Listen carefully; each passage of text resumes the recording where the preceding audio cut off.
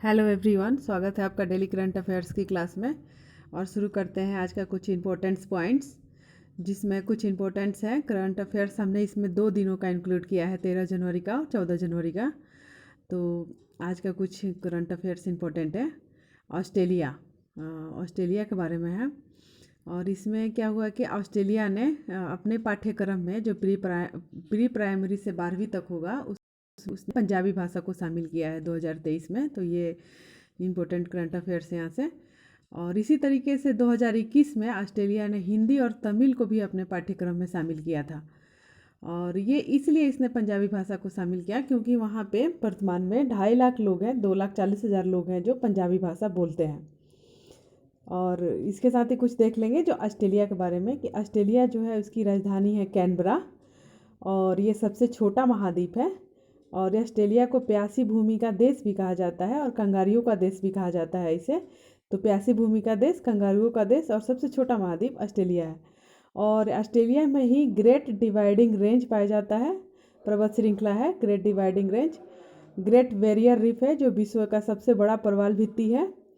और यहाँ का जो मरुस्थल है वो गिब्सन मरुस्थल है यहाँ। और मरे और डार्लिंग यहाँ की नदियाँ हैं। और डाउन्स यहाँ घास के मैदान को कहते हैं। और कुछ इसके साथ है कुछ और स्थान जो प्रसिद्ध है वो है कालगुर्गी और कुलगाड़ी, जहाँ ये प्रसिद्ध सोने की खान है। और ककाड़ू अभ्यास जो है वो ककाड़ू अभ्यास भी यहाँ पे हुआ था ऑस्ट्रेलिया में। और 2026 का कॉमनवेल्थ गेम्स भी यहीं पे आयोजित हुआ था। तो ये कुछ इंपॉर्टेंट्स पॉइंट ऑस्ट्रेलिया के बारे में। और इसके साथ अगला पॉइंट है जो दूसरा नंबर वो है प्रिंस हैरी, जो है वो ब्रिटेन के और जो राजा है वहाँ के किंग्स चार्ल्स तृतीय, उनका पुत्र है, छोटे पुत्र प्रिंस हैरी। उन्होंने अपनी एक आत्मकथा लिखी है जिसका नाम है स्पेयर। तो उस बुक का नाम है स्पेयर और इसे प्रकाशित किया है पेंगुइन प्रकाशन ने।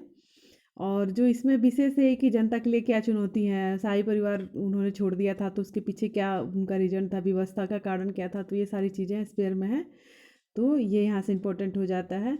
और इसके साथ ही देखेंगे कि एक जो पहले यूएसए के जो राष्ट्रपति थे बराक ओबामा, उनकी पत्नी है मिशेल ओबामा, उन्होंने भी एक बुक लिखी है, बहुत प्रसिद्ध है। तो ये भी ध्यान नोट करते चलेंगे साथ में ही। तो उस बुक का नाम है द लाइट वी कैरी और ये है overcoming. The light we carry overcoming, ये मिशेल ओबामा की बुक है, बराक ओबामा की जो पत्नी है। और अगला पॉइंट है तीसरा नंबर, वो है मधुमक्खियों के लिए टीका का विकसित किया गया है। तो ये पहली बार हुआ है मधुमक्खियों के लिए टीका बनाया गया है। और ये बनाया है यूएसए में बना है। और ये बना है इसलिए कि वहाँ पे वहाँ के जो मधुमक्खी पालक होते हैं उनको एक बीमारी हो जा रही है, फुल ब्रूड रोग। तो इस फुल ब्रूड रोग के लिए मधुमक्खी पालकों को ये वैक्सीन दिया जाएगा। और जो ये वैक्सीन बना रहा है वो है डालन एनिमल कंपनी। और इसके साथ देखेंगे एपीकल्चर। तो एपीकल्चर होता है मधुमक्खी पालन को कहा जाता है। और जो यूएसए है वो उसकी राजधानी है वाशिंगटन डीसी। और वाशिंगटन डीसी है जो आईएमएफ और वर्ल्ड बैंक का मुख्यालय भी है वाशिंगटन डीसी यूएसए में। तो ध्यान रखेंगे यहाँ से। अगला है एमबी गंगा विलास। तो एमबी गंगा विलास ये है एक नदी क्रूज सेवा है। तो इसकी शुरुआत हुई है 13 जनवरी 2023 से एमबी गंगा विलास का। और ये सबसे लंबा दुनिया का सबसे लंबा बड़ा नदी क्रूज है, क्रूज सेवा है। तो ये इम्पोर्टेंट हो जाता है। और ये शुरू हुआ है वाराणसी से और जाएगा डिब्रूगढ़ में असम तक। और ये लगभग 51 दिन का यात्रा करेगा और 51 दिन का इसका सफ़र होगा। और 3200 किलोमीटर इसका दूरी है। तो ये सफ़र करेगा 51 दिन में, 3200 किलोमीटर का सफ़र ये 51 दिन में पूरा करेगा। और इस तरह ये दुनिया का सबसे बड़ा नदी क्रूज सेवा है। और इस जो क्रूज है इसकी लंबाई है 62 मीटर। और इसके साथ कुछ इंपॉर्टेंट पॉइंट देखेंगे। राष्ट्रीय जलमार्ग 1, तो ये है गंगा और उसकी सहायक नदी पर है राष्ट्रीय जल नेशनल वाटर वे पहला। और ये प्रयागराज टू हल्दिया है। और दूसरा वाटर वे है ब्रह्मपुत्र नदी पर, तो ये धुबरी से सादिया है असम में। और तो इसके साथ ही अगला पॉइंट है सारंग 2023। तो सारंग 2023 जो है वो भारत का सबसे बड़ा छात्रों द्वारा संचालित महोत्सव है सारंग 2023। और इसे संचालित किया आईआईटी मद्रास के द्वारा। और सारंग इसलिए नाम रखा गया है यहाँ क्योंकि यहाँ पे मद्रास में एक चीतीदार हिरण पाया जाता है जिसे सारंग कहा जाता है। तो वह है ये इसके नाम पड़ा है सारंग 2023। और जो इसका थीम है इस बार का जो सारंग 2023 है वो 28वां है, और इस 28वें सारंग 2023 की थीम है रहस्यमयी रंग। तो रहस्यमयी रंग के साथ इसे मनाया जा रहा है, और इसके साथ ही रामबाण अभियान चलाया गया IIT मद्रास के द्वारा। तो इसका था बीमारियों से बचाने के लिए। अगला है सरकारी नौकरियों में 30% क्षैतिज आरक्षण प्रदान करने का कानून किस सरकार ने बनाया? तो ये बनाया उत्तराखंड सरकार ने। इसमें ये सरकारी नौकरियों में 30% महिलाओं को क्षैतिज आरक्षण प्रदान करने का कानून बनाया उत्तराखंड सरकार के द्वारा। और वहाँ के जो है LG है लेफ्टिनेंट गुरजीत सिंह, जो राज्यपाल है वहाँ के, उसने साइन किया है। और इसका शर्त है यहाँ की जो महिला है उनका अधिवास अनिवार्य रूप से उत्तराखंड होना चाहिए।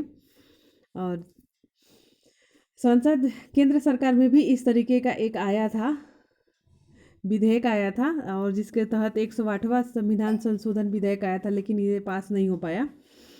और ये जो आरक्षण मिलता है ये आर्टिकल 15(6)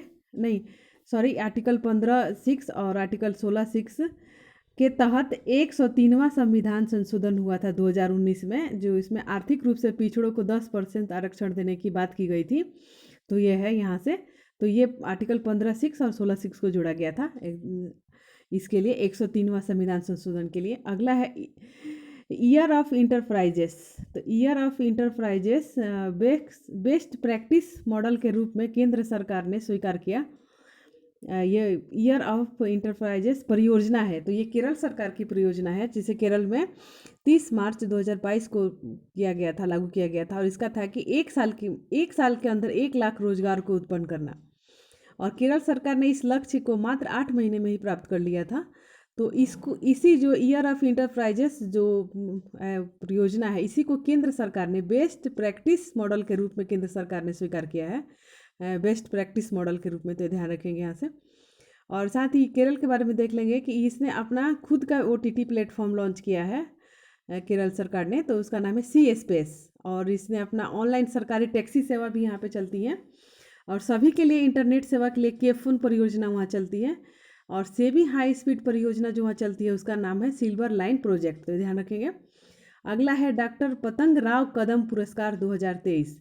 तो डॉक्टर पतंग राव कदम पुरस्कार 2023 ये पहली बार दिया गया है इस बार 2023 में, और ये दिया गया है सीरम इंस्टीट्यूट पुणे। जो सीरम इंस्टीट्यूट है पुणे में, जिसने कोविशील्ड वैक्सीन बनाया था, उसके जो सीरम इंस्टीट्यूट के जो है आधार पूनावाला, उनको मिला है ये। और ये दिया है महाराष्ट्र सरकार के द्वारा कोविड-19 के वैक्सीन सप्लाई में अच्छा काम के लिए।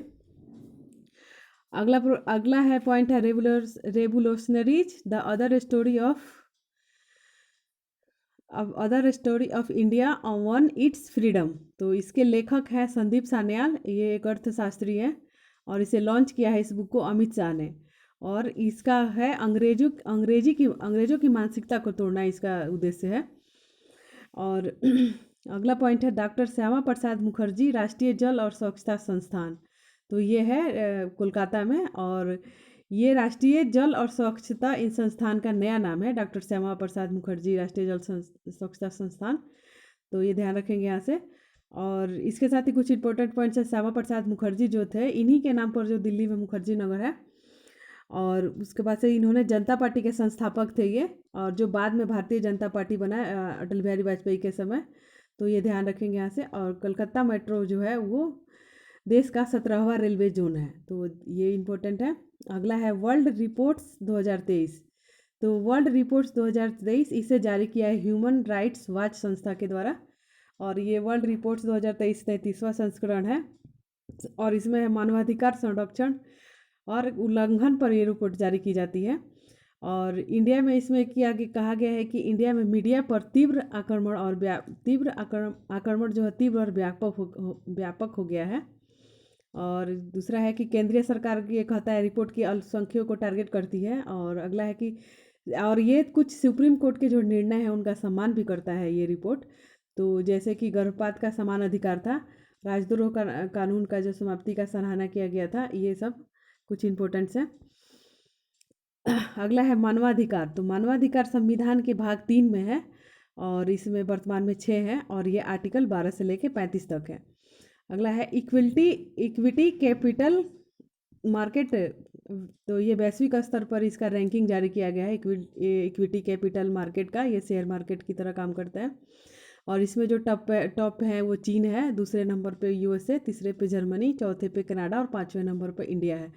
और इंडिया को इसमें $16.4 बिलियन का इसमें फ़ायदा हुआ है इसका। और ये इकोनॉमिक क्षेत्र में भी जो इंडिया है वो 5वां स्थान पर है।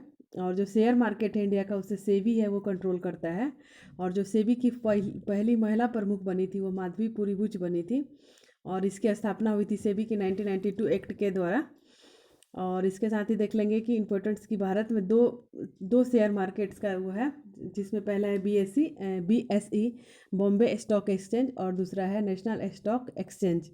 तो जो बॉम्बे स्टॉक एक्सचेंज है वो एशिया का सबसे पुराना है, यानी कि 1875 में इसका स्थापना हुआ था। और इसका जो वो बॉडी है वो है सेंसेक्स। और ये जो NSE है ये 1992 में स्थापित हुआ था। और इसका जो कंट्रोल करता है वो निफ्टी है। और दोनों का हेडक्वार्टर मुंबई में है। अगला है समुद्रयान मिशन। तो ये जारी किया है पृथ्वी विज्ञान मंत्रालय के द्वारा। और इसका उद्देश्य है नीली अर्थव्यवस्था को बढ़ावा देना। और ये समुद्र में 6000 मीटर तक का एक वाहन भेजा जाएगा, जिसे मत्स्य वाहन कहा गया है। और ये इस मत्स्य वाहन को बनाया है चेन्नई ने। तो ये इम्पोर्टेंट है। और अगला है, इसके साथ देख लेंगे नीति आयोग का जो स्थापना हुआ था वो 1 जनवरी 2015 को हुआ था। PM इसके अध्यक्ष होते हैं और उपाध्यक्ष अभी फिलहाल अपॉइंट हुए हैं वो सुमन बेरी है। और CEO इसके परमेश्वर अय्यर है।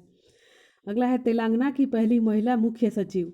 तो ये बनी है शांति कुमारी। तेलंगाना की पहली महिला मुख्य सचिव शांति कुमारी बनी है। ये वरिष्ठ IAS ऑफिसर है। और इसके साथ देख लेंगे जो तेलंगाना का स्थापना हुआ था वो 2 जून 2014 को हुआ था। हैदराबाद इसकी राजधानी है। और मिरिकवानी नेशनल पार्क यहाँ का फेमस है, तो ध्यान रखेंगे यहाँ से। अगला है फ्यूमेटिव डस्ट। तो फ्यूमेटिव डस्ट जो है वो होता है जब कोयले की खान होती है और या खुली खान होती है, उसमें जो उत्पन्न होती है धूल, उसको बोला जाता है फ्यूमेटिव डस्ट। तो इसे नियंत्रण करने के लिए एक तकनीक विकसित किया गया है। तो ये तकनीक विकसित किया है केंद्रीय खान योजना और डिजाइन संस्थान रांची के द्वारा। तो ध्यान रखेंगे यहाँ से। छठा है रणजी ट्रॉफी का दूसरा सर्वाधिक स्कोर। तो ये बनाया है पृथ्वी शॉ ने 379 रन बनाया था इन्होंने। और ये पृथ्वी शॉ जो है मुंबई से खेलते हैं। और इन्होंने ये रन असम के खिलाफ बनाया था।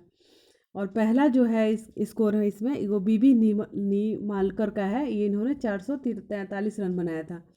और इसके साथ ही देख लेंगे 2021-22 का जो रणजी ट्रॉफी का विजेता बना था वो मध्य प्रदेश बना था।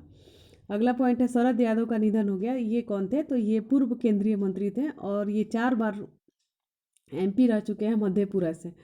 और इनका जो क्रम स्थली था वो बिहार था। और इनका जन्म स्थली था वो होशंगाबाद मध्य प्रदेश था।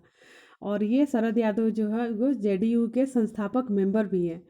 और जो जिसका अभी JDU का ही जो नीतीश कुमार है वो CM है बिहार से। अगला है पॉइंट है सूर्य के उत्तरायण होने पर कौन सा त्यौहार मनाया जाता है? तो सूर्य के उत्तरायण होने पर जो त्यौहार मनाया जाता है वो उसे क्या बोलते हैं, उसे मतलब देश में हर जगह जगह अलग अलग नामों से जाना जाता है।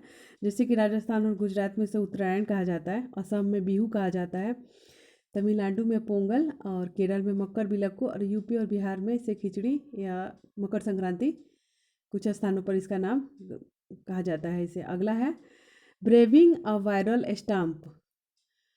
तो ये बुक है इंडियाज कोविड-19 वैक्सीन स्टोरी। तो ये इसे लॉन्च किया है स्वास्थ्य मंत्री मनसुख मंडाविया ने। और इसके लेखक हैं आशीष और सूरज। अगला पॉइंट है हर्बा लाइफ न्यूट्रिशन इंडिया का ब्रांड एम्बेसडर। तो हर्बा लाइफ इंडिया का ब्रांड एम्बेसडर बनाया गया है स्मृति मंधाना को, जो क्रिकेटर है। 360 डिग्री, इसी के साथ देख लेंगे इंपॉर्टेंट 360 डिग्री वित्तीय सुरक्षा अभियान जो ICIC द्वारा चलाया गया है। इसके जो ब्रांड एम्बेसडर बने हैं वो है सूर्य कुमार यादव। गरुड़ एयरोस्पेस।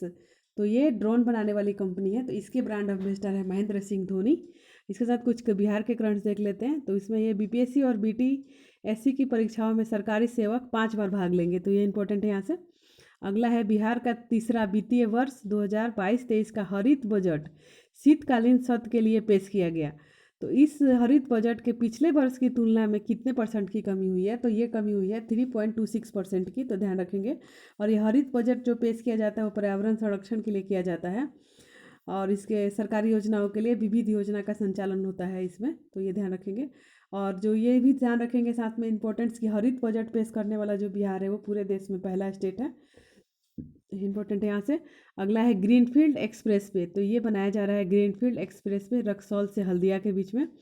ये 695 किलोमीटर का है, और ये 2024 से इसका निर्माण होगा, और इसका कार्य पूर्ण 2025 तक होगा। और इसका जो लागत आएगा ग्रीनफील्ड एक्सप्रेस वे का, वो आएगा 54,000 करोड़ रुपया इस पर खर्च होगा। और ये रक्सौल पूर्वी चंपारण से हल्दिया पश्चिम बंगाल तक इसका होगा, निर्माण होगा। और अगला है वाटर स्पोर्ट्स सेंटर, तो ये कैमूर बिहार में बन रहा है, और ये इसमें बिहार पर्यटन विभाग द्वारा इसे बनाया जा रहा है। और इसमें विविध खेल प्रतियोगिता का आयोजन होगा, वाटर स्पोर्ट्स वगैरह। तो ये वाटर स्पोर्ट्स सेंटर ध्यान रखेंगे कैमूर बिहार में बन रहा है।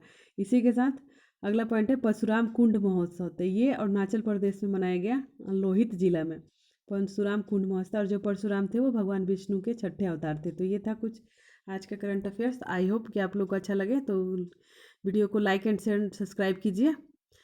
Thank you very much.